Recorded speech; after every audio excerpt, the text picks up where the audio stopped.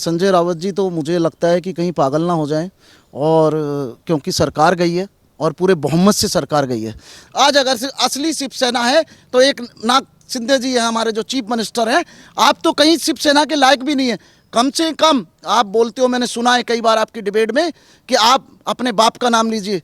अरे आप अपने बाप जिसके नाम पर आप बने, जो हिंदुत्व का नारा देते थे बाला साहब ठाकरे साहब, उनका नाम देने पर भी आपने ऐतराज़ किया।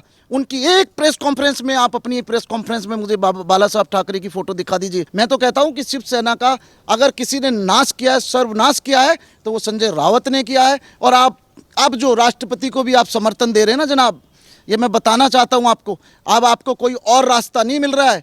आप चाहते हो कि मोदी जी से हाथ बढ़ाया जाए, मोदी जी से रिलेशन बढ़ाए जाए।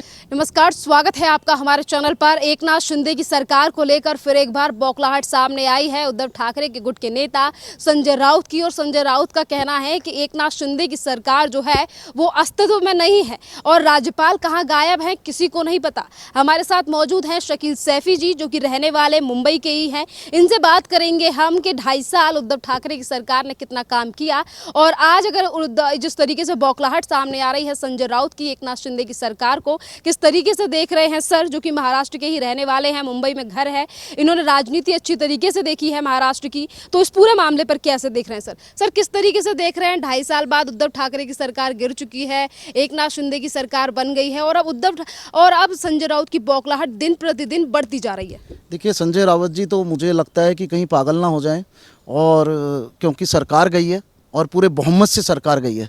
जिसने अपने बाप को बाप नहीं कहा, संजय रावत जी और उद्धव ठाकरे जी ने कभी ज़िंदगी में 2.5 साल आप चीफ मिनिस्टर रहे, मुझे एक फ़ोटो दिखा दीजिए संजय रावत जी और उद्धव ठाकरे जी कि जिसमें आपने बाला साहब ठाकरे की फ़ोटो लगा करके कोई प्रेस कॉन्फ्रेंस की हो।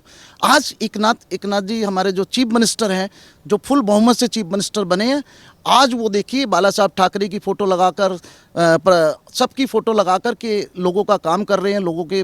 और एक ऑटो वाला, अरे आपको तो खुशी होनी चाहिए यार, एक ऑटो वाला चीफ मिनिस्टर बना है। संजय रावत सरकार नहीं चला रहा है। संजय रावत को इसलिए डर लग रहा है क्योंकि संजय रावत, अभी तो केस और खुलेंगे संजय रावत जी, अभी तो सुशांत राजपूत का केस खुलना भी बाकी है, उसमें भी बहुत कलाइयाँ खुलनी बाकी हैं। और आप कह रहे हो, आपने तो 2.5 साल आपके चीफ मिनिस्टर ने किसी एक आम आदमी से तो छोड़ दीजिए, मिले नहीं, लेकिन आपके एमएलओ से भी नहीं मिले, आप अपने मंत्रियों तक से नहीं मिले। आपकी सरकार जाने का रीज़न यही है कि सरकार के विधायकों को जब काम पड़ा, जब फंडिंग की जरूरत पड़ी, जो जनता से उन्होंने वोट लिए, उस जनता के सामने क्या काम लेकर के जाएं, हम क्या फंडिंग लेकर के जाएं। जनता ने जब इस सरकार को नकार दिया, शिवसेना को नकार दिया, आज अगर असली शिवसेना है तो एक नाथ शिंदे जी है हमारे जो चीफ मिनिस्टर हैं। आप तो कहीं शिवसेना के लायक भी नहीं है। कम से कम आप बोलते हो, मैंने सुना है कई बार आपकी डिबेट में कि आप अपने बाप का नाम लीजिए। अरे आप अपने बाप जिसके नाम पर आप बने, जो हिंदुत्व का नारा देते थे बाला साहब ठाकरे साहब, उनका नाम देने पर भी आपने ऐतराज़ किया। उनकी एक प्रेस कॉन्फ्रेंस में, आप अपनी प्रेस कॉन्फ्रेंस में मुझे बाला साहब ठाकरे की फ़ोटो दिखा दीजिए और हमारे चीफ मिनिस्टर बाला साहब की असली शिवसेना है। और मैं चैलेंज देता हूं आपको संजय रावत जी, आप मेरे साथ डिबेट कीजिए, मैं आपके साथ डिबेट करना चाहता हूं। आप एक दिन बता दीजिए कब आपके विधायक से मिले आपके चीफ मिनिस्टर, और किस दिन चीफ मिनिस्टर आपके किसी पब्लिक से मिले, पब्लिक के बीच में गए। कोरोना काल में आपने क्या किया? कुछ नहीं किया। 2.5 साल में माल उगाया और माल उगा करके सारा बॉम्बे को नाश कर दिया, बिल्कुल डाउन कर दिया। और आपको तो यही नहीं पता कि चीफ मिनिस्टर की कुर्सी क्या होती है, चीफ मिनिस्टर चलाते कैसे हैं। आज अगर सीखना है तो एकनाथ शिंदे से सीखो। आज वो बिना सिक्योरिटी के, बिना सुरक्षा के आज वो जाते हैं जनता के बीच में, जनता से रूबरू मिल रहे हैं, अपने एमएलओ से मिल रहे हैं। अगर ये कमियां आपके बीच में नहीं होती तो आपकी सरकार ना गिरती। और संजय रावत जी, आप ही सरकार को गिराने वाले हो, उद्धव ठाकरे को भी आप ही ने गिराया है।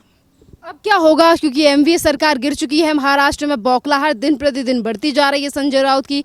एक तरफ महाराष्ट्र की एक कोर्ट ने संजय राउत के खिलाफ अरेस्ट वारंट जारी कर दिया गया है, वहीं ईडी भी 1034 करोड़ रुपए का मामला संजय राउत के खिलाफ खोलकर बैठी है। देखिए, ईडी ने तो बहुत अच्छी कार्रवाई की है, ईडी को मैं बधाई देना चाहूँगा और कोर्ट को भी मैं बधाई देना चाहूँगा। ये तो अभी 1034 करोड़ का है, ये तो जब 2.5 साल का चिट्ठा निकलेगा तो ये अरबों खरबों रुपए का घोटाला जो है संजय रावत जी का और चीफ मिनिस्टर के नाम से निकलेगा। क्योंकि ये सरकार चला रहे थे, ये बोलते थे कि हम सरकार कभी नहीं गिरेगी 5 साल तक। अरे आप ही के विधायकों ने, बीजेपी ने कुछ नहीं किया, हमारे नरेंद्र मोदी जी ने कुछ नहीं किया, हमने कुछ नहीं किया। ये तो आप ही के विधायक आपसे बागी हुए।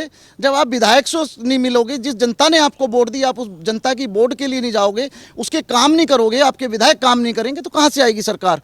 मैं तो कहता हूँ कि शिवसेना का अगर किसी ने नाश किया है, सर्वनाश किया है, तो वो संजय राउत ने किया है। और आप अब जो राष्ट्रपति को भी आप समर्थन दे रहे हैं ना जनाब, ये मैं बताना चाहता हूँ आपको, अब आपको कोई और रास्ता नहीं मिल रहा है। आप चाहते हो कि मोदी जी से हाथ बढ़ाया जाए, मोदी जी से रिलेशन बढ़ाए जाएं, और जो आपके 8-10 सांसद या एक जो विधायक दो आपके बचे हुए हैं, वो हमारी राष्ट्रपति को भी इसलिए समर्थन दे रहे हैं कि आपके पास कहीं भागने का सहारा नहीं है। चुल्लू भर पानी में डूबने के लिए भी आप पे जगह नहीं है, अगर आपको मैं बता दूं तो।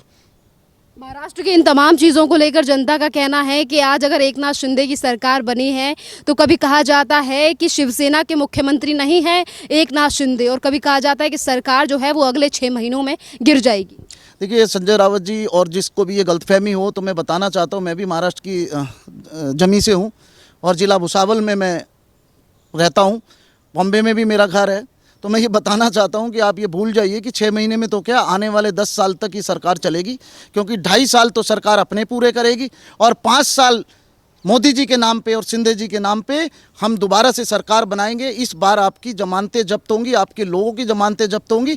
जनता ने 2.5 साल के अंदर आपका सब कुछ देख लिया कि आपने जनता के साथ क्या धोखा किया, जनता को आपने कैसे मिले नहीं, जनता से आप कोरोना काल में उनकी मदद नहीं करी। अरे मरे तो तब थे जब आपकी झुग्गियों में हम जाते थे, आप के यहाँ से हम जा करके लोगों को खाना बांटते थे, बॉम्बे में झुग्गियों में खाना बांटते थे, दूध के पैकेट बांटते थे, तब हम लोगों ने मदद करी आदरणीय देश के प्रधानमंत्री नरेंद्र मोदी जी के नेतृत्व में। लेकिन आपने क्या किया, आप तो अपने घर से नहीं निकले, आपने मास्क लगा लिया, आपने सिक्योरिटी नहीं छोड़ी, आपने पैसे की मुँह माया नहीं छोड़ी। आपके रहते हुए इतना क्राइम हुआ 2.5 साल में। मैं कह रहा हूँ मोहम्मद शकील सैफी, मैं डरता नहीं संजय रावत जी, आपसे जब मर्जी आप आ जाना बॉम्बे में, मेरा घर है, मुझे कोई प्रॉब्लम नहीं है। लेकिन आपने हमारी महाराष्ट्र की जनता को इतना बड़ा धोखा दिया। एक हनुमान चालीसा पढ़ने पर आपने नवनीत राणा को, अरे अगर मैं कुरान पढ़ता हूं तो क्या आप मुझे जेल भेज देंगे? नवनीत राणा का क्या कसूर था? नवनीत राणा का मैं समर्थन करता हूं, मैं मुसलमान हूं, उसने हनुमान चालीसा पढ़ा, बहुत अच्छी बात है, अपने भगवान का नाम लेना चाहिए, अल्लाह का नाम लेना चाहिए। और आपने उन दोनों मियाँ बीबी को, बेचारों को, दोनों को जेल भेज दिया। क्यों? आपकी दादागिरी है? हनुमान चालीसा ना पढ़े? हनुमान चालीसा पढ़ना कब से देशद्रोह है? कौन सी संविधान में लिखा है? मैं मुसलमान होकर के हनुमान चालीसा पढ़ता हूँ, लाओ मैं पढ़ता हूँ, क्या दिक्कत है? मैं अल्लाह का नाम लेता हूँ, मैं भगवान का नाम लेता हूँ, मैं ईश्वर का नाम लेता हूँ, मैं भाई गुरु का नाम लेता हूँ। और आपके यहाँ पे एक हिंदू महिला जो कि सांसद है, निर्दलीय, आपको डूम चाहिए, आपने उसको हनुमान चालीसा नहीं पढ़ने दिया। तो उस भगवान ने भी, बजरंग बली ने भी, उस हनुमान जी ने रमनीत राणा की दुआ सुनी और आपको बद्दुआ पड़ी, और हनुमान जी ने उठा करके आपकी सरकार को गिरा दिया चंद दिनों में ही। वो तो 10 दिन जेल में रही, लेकिन किसी की बद्दुआ नहीं लेनी चाहिए। मैं आपको बताना चाहता हूँ, आपने इतनी बद्दुआएं ली, बेगुनाह एक हनुमान चालीसा पढ़ने वाले पर मुकदमा। मैं आपके घर के आगे आके कुरान शरीफ पढ़ता हूँ कि आप मुझे अंदर कर देंगे? मेरा धर्म कहता है हनुमान चालीसा पढ़ना, नवनीत का अपना धर्म कहता है, और आपको भी हनुमान चालीसा पढ़ना चाहिए। आप तो हिंदू धर्म के ठेकेदार हो, आपने तो बाला साहब ठाकरे का नाम डुबो दिया, आप तो उनकी औलाद कहलाने के लायक भी नहीं हो। अगर आज कोई उनकी औलाद कहलाने वाला है तो एकनाथ शिंदे है। मैं उन्हें बधाई देता हूं चीफ मिनिस्टर बनने पर, और मैं समर्थन करता हूं, और मैं आपके हर चैलेंज को स्वीकार करता हूं। आज देश का प्रधानमंत्री नरेंद्र मोदी, अमित शाह जी ने जो डिसीजन लिया, मैं उनको भी सल्यूट करता हूं। हमारे फर्नांडिस जो हमारे चीफ मिनिस्टर थे, उन्होंने कितनी बड़ी कुर्बानी दी। आपसे कुर्बानी नहीं दी गई, आप चीफ मिनिस्टर बन के एसी में बैठ गए। आप एकनाथ शिंदे को क्यों नहीं आपने चीफ मिनिस्टर बनाया, जिसको पल पल की नॉलेज थी, जिन्हें बाला साहब ठाकरे के पैरों के साथ चल चल करके राजनीतिक सीखी। आज एक ऑटो वाला गरीब का दर्द समझ सकता है, आज एक ऑटो वाला समझ सकता है कि इसको कितने पैसों की ज़रूरत है, इस गरीब को क्या ज़रूरत है, पानी की ज़रूरत है, झुग्गी की ज़रूरत है, झोपड़ी की ज़रूरत है, या वहाँ पे बिजली की ज़रूरत है। आपने कभी नहीं सुनी। तो मैं बहुत मतलब इन शब्दों के साथ आपको कहना चाहता हूँ कि आपने 2.5 साल में बॉम्बे का बेड़ा गर्क किया। कितने बॉलीवुड की स्टार मरे ना, उनकी भी अभी जाँच होगी। मैं खुद सरकार से मांग करता हूं, आदरणीय देश के प्रधानमंत्री श्री नरेंद्र मोदी जी से, माननीय श्री अमित शाह जी से मैं मांग करता हूं कि सुशांत राजपूत की जांच दोबारा से होनी चाहिए, क्योंकि इन्होंने जो है इस जांच में भी बहुत बड़ा खुलासा होने वाला है, और इसमें किसी बहुत बड़े आदमी का बेटा भी फंसने वाला है। मैं फिर एक बार मांग करता हूं, और मैं चीफ मिनिस्टर शिंदे साहब को बधाई देता हूं, और मैं चाहता हूं कि हमारे देश में ऐसा ही हो जैसा मोदी जी चाहते हैं। मुस्लिम कुरान पढ़े, हिंदू हनुमान चालीसा पढ़े, गुरुद्वारे में जाके अरदास हुए, हमारे देश के प्रधानमंत्री नहीं चाहते हैं इस देश का बंटवारा करना। आप जैसे नेता चाहते हैं इस देश का बंटवारा करना। आप एक चुनी हुई निर्दलीय सांसद को आप कह रहे हो कि हनुमान चालीसा नहीं पढ़ सकते। आपकी गुंडागर्दी, आपकी सरकार की मर्जी, पुलिस वाले बुलाए और अंदर कर दिया 10 दिन के लिए उस बेचारी को। क्या कसूर था? क्या आप हिंदू नहीं है? आपको भगवान से प्यार नहीं है? आपको हनुमान जी से प्यार नहीं है? बजरंग बली से प्यार नहीं है? गलत है ये। आपने जो करा उसकी सज़ा भगवान ने आपको दी और मैं आपके हर जवाब का सवाल जवाब करने के लिए तैयार हूँ।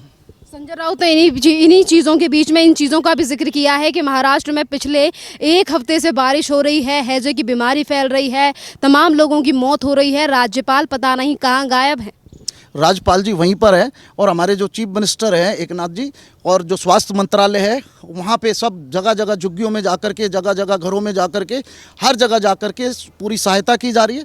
खुद ऐलान किया है, सब ने ऐलान कर दिया और पूरी कार्रवाई चल रही है सबके लिए, बारिश के लिए भी। और हैजे वैजे जो ये बोल रहे हैं सब झूठ है। हमारे डॉक्टर्स, हमारे स्वास्थ्य मंत्रालय, हमारे सीएम मंत्रालय, सारे ऑफिसर्स काम पर हैं।